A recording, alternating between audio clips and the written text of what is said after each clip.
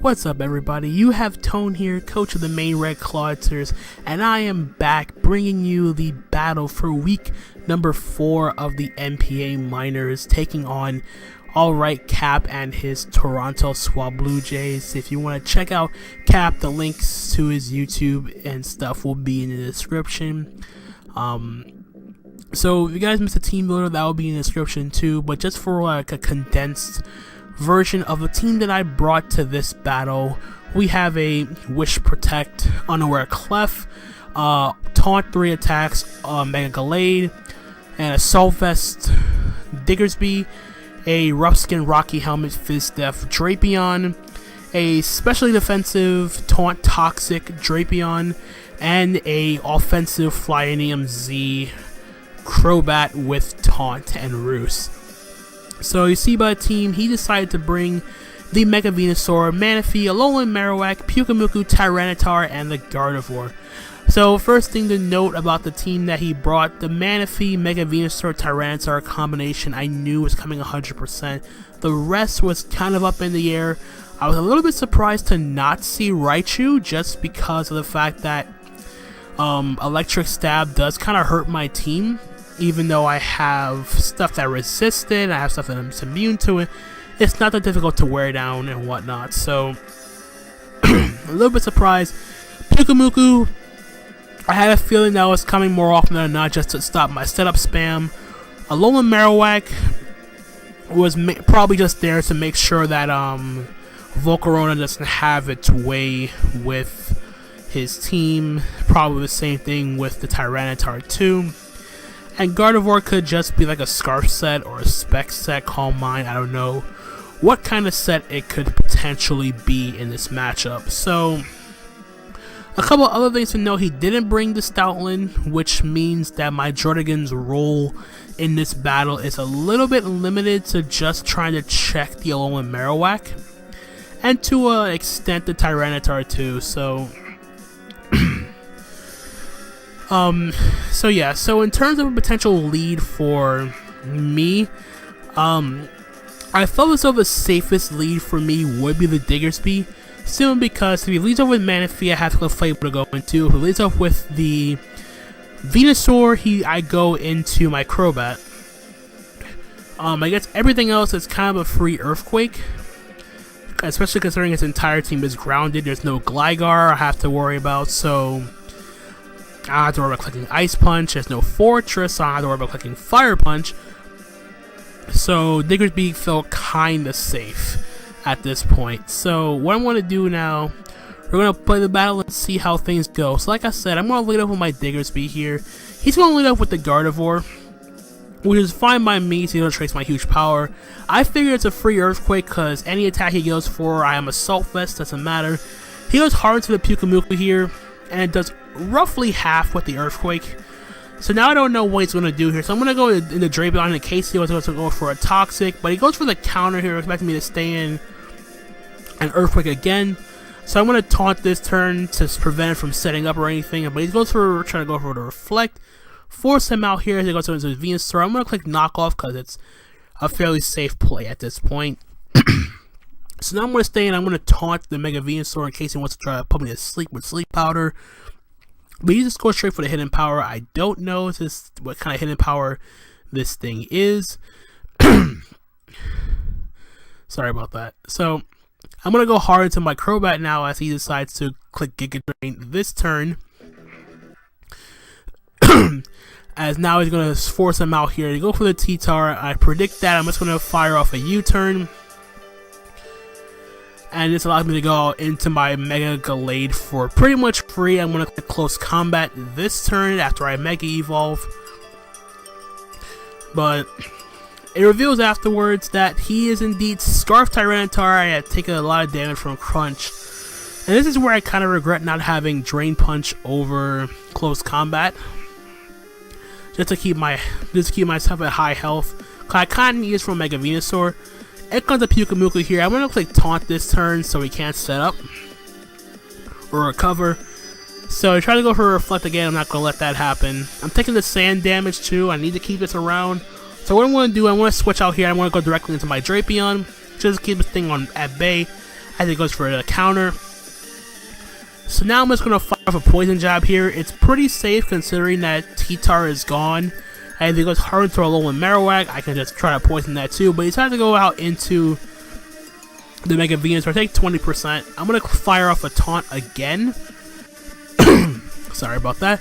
Just to make sure he doesn't try to... Again, I don't want to be put to sleep or synthesis. But he goes for the Sludge Bomb here. Does a decent amount of damage here. So now I'm just going to fire off another poison jab. But instead I'm going to switch out into my Crobat. Because I figured he can't really do much to me. But he predicts my Crobat and he goes for a Hidden Power. I think that was Hidden Power Rock. So now I'm going to go out and roost. Sorry about that. I'm going to roost off the damage here. And then I'm going to go and fire. And go hard into my Jardigon. Excuse me. It's been a while. And he reveals the Flame Charge here. But he takes the Rough Skin Rocky Helmet damage that I needed.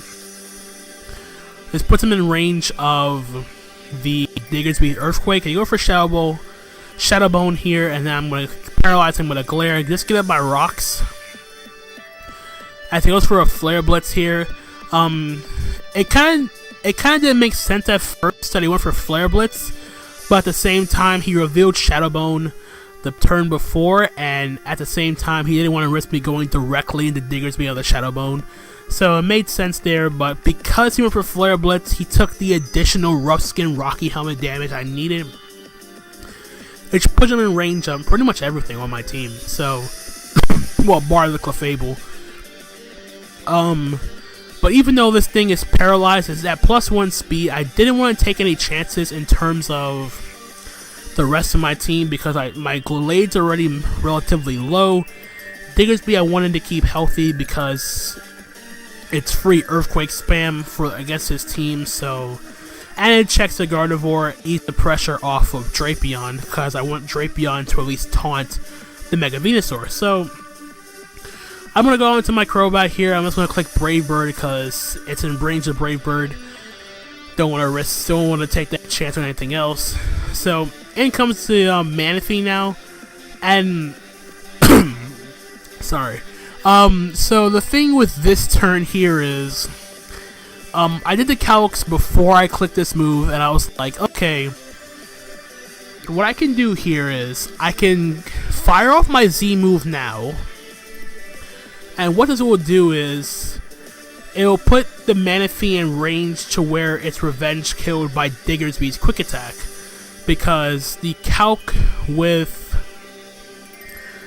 Supersonic Sky Strike from an Adamant Max Attack Manaphy to a no bulk Manaphy was about 79 and 93%. So if I got a high enough roll, then Supersonic Sky Strike will take out this Manaphy, and the biggest threat to my team is gone.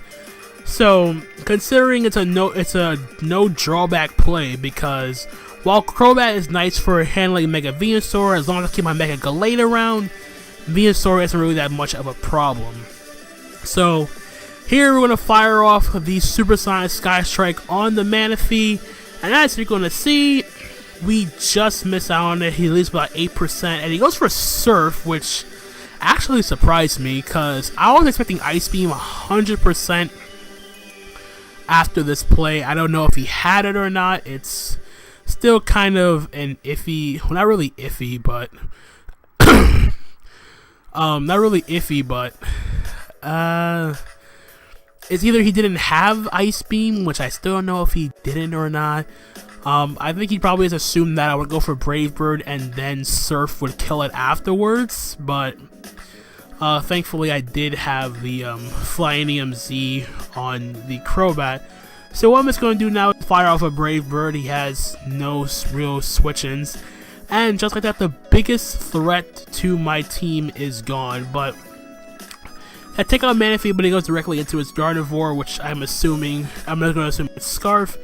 So he's just going to lock himself in the Moonblast as he does outspeed me. Take out my Crobat, which is totally fine, which allows me to now go out into my full HP Assault Vest Diggersby and just spam the crap out of Earthquake. So he makes a smart play. He sacks off the Pyukumuku to the Earthquake because he now sees that I'm not going to let this guy set up with anything. So back out comes the Mega Venusaur. I still need this for Gardevoir, so I'll make the Obligatory switch out into my Drapion, as he is going to go for a Synthesis this turn. So now, at this point, I still don't know what his full moveset is, I believe. I don't know if he revealed Giga Drain at some point, but I'm just going to keep firing off a Poison Jab here. He's going to go for a Hidden Power Rock. Yeah, it was revealed afterwards it was HP Rock, and also hits my Volcarona. But here he makes a hard read into the Gardevoir here, as I'm just going to click Poison Jab and take out the Gardevoir. So, Drapion putting in a lot of work this game. I was still a little bit questionable about this particular play, about him going hard Gardevoir. I guess he assumed that I was going to go for Taunt. I think he was assuming I was going to go for Taunt, and then the following turn I would Poison Jab, but I guess he was trying to. I think he was trying to read something on my end with my Drapion, because the way I've been playing it, I would just assume that I would have gone for Taunt, but at the same time, I didn't want to miss out on getting damage on the Venusaur because it was still at relatively high enough health, and whatever puts the Venusaur in range to where it dies to a Zen Headbutt from my Mega Gallade is all I really needed to cap off this game. So him sacking Gardevoir there was actually beneficial for me, because now the main things that I need to do is just make sure that I can get my Gallade in for free, which essentially means I'm going to sack off my Drapion here, but at the same time I'm going to make sure that this Venusaur doesn't click Synthesis. So what's going to happen is Mega Venusaur is going to come back out. I'm going to click Taunt, just to ensure he can't use Synthesis here. Ace is going to go for Giga Drain here, so you see his entire set: Synthesis, Giga Drain, Sludge Bomb, and Hidden Power Rock. But now this thing is taunted, I'm just going to keep firing off Poison Jabs and put this thing in a range to where Mega Gallade Zen Headbutt is going to knock it out the turn after my Drapion is going to fall. The main thing I just need to do is just whittle it down with Poison Jab, taunt it so I can't heal, without meaning to Giga Drain, but Giga Drain is already doing a good chunk to my Drapion, even though I'm mostly specially defensive on this Drapion set here. So I'm going to taunt one more time just to make sure it can't heal. Go for the Giga Drain. I live, so I am free to fire off one more Poison Jab before I drop to the next attack. And then I get my Mega Gallade in for free. And then from there, well, that's pretty much going to be it. So we're going to take essentially a 3-0 win in this case. All I have to do is hit Zen Headbutt. And of course, that's not going to happen because we miss. And we get taken out by a Giga Drain. Just for the added so we get crit. So, yeah, things aren't really going well for me. It's like, oh, it's my Diggersby. Now, as you already saw by the turn of events, we should have already won this game 3-0. And the problem now is the fact that I cannot take out Mega Venusaur with one Earthquake. I did the calcs after the battle was over. He gave me his EV spread. Earthquake from a max attack, huge power Diggersby did 45 to 54% to this particular Mega Venusaur, and then he would have went for Giga Drain, which is still a 2 KO despite my Assault Vest. Which means he, in hindsight, would have been able to not only recover enough health to not only beat my Diggersby, but at the same time he would have actually won the game, because all I had left was a Clefable that can't touch Mega Venusaur. So I literally had to hope I get 2 high rolls with this Earthquake. He gets a low roll with Giga Drain, doesn't recover enough to put himself out of range of if I get a high roll with the next Earthquake, and then try to win it 2-0. But once again, the Hax God decides to interfere, and we get the crit. So, involuntary justice coming back in this game. and we end up winning it 2-0. So outside these last 2 turns, the first 30 were absolutely clean. There were no misses or whatnot. There was no involuntary hacks that happened that changed the course of the outcome of the game. But the last 2 turns were just absolutely ridiculous. Even funnier was the fact that I actually called my Mega Gallade missing Zen Headbutt right as I sent it in. So yeah, it's just how karma works. So essentially, I would have ended up losing this battle had it not been for the crit saving me. And I really hate winning by means of hacks. Even more so the fact that if the Zen Headbutt miss didn't happen, it would have been a 3-0 as opposed to being a 2-0. So I'll take the win. It just feels a little bit unorthodox, not really unorthodox, but it feels a little bit weird to take the win with such circumstances that are beyond your control, you know? So other than that, outside the last 2 turns, like I said, the first 30 were very, very solid, very, very clean. Props to Cap for bringing a very solid team to this battle. I really was caught off guard with the double scarf, the Scarf T-Tar, Scarf Gardevoir. I would assume that the T-Tar at least to be Stealth Rock and Scarf Gardevoir, but double scarf threw me off. He was trying desperately to get the Reflect Up with the Pyukumuku, but the double taunt with Drapion Mega Gallade really came through, and if I had to reveal taunt on Crobat, I would have, but I didn't need to, luckily. So yeah, we win this game 2-0. We're now 3-1 with a +6 differential, I want to say. So yeah. So we've roughly hit the midway point of the NPA Minors. We are sitting pretty good in the standings. 3-1 is still very solid. I believe we're still at the top of our division, if I recall correctly. I don't really know. It's been a while, so as you can tell by my voice, I'm a little bit out of it. So afterwards, after the battle ended and whatnot, I did make some changes to my team because of the current. My team is solid, but it's not really I'm missing out on a lot of stuff. Mainly in particular, this battle showed how weak I was to water attacks in general. So we made some transactions. We dropped Kabutops and we dropped Torterra. So Kabutops, while it was a good spinner, there was never really an opportunity for me to bring it to any of these battles, and I really just felt as though I drafted Kabutops just for the sake of having hazard removal for Volcarona. So outside of that, it didn't really do much else. And while Torterra was great in terms of having an electric immunity and a stealth rocker, outside of that, there wasn't really much in terms of justifying bringing it. So in exchange for those two, we did pick up 2 solid Mons. Albeit these Mons make me a little bit weaker to ground types because my only ground resist, quote unquote, is the Crobat. So the first Pokemon we picked up after dropping Kabutops and Torterra, we did pick up Cradily. First and foremost, Cradily gives me the Stealth Rocker I lost when I dropped Torterra.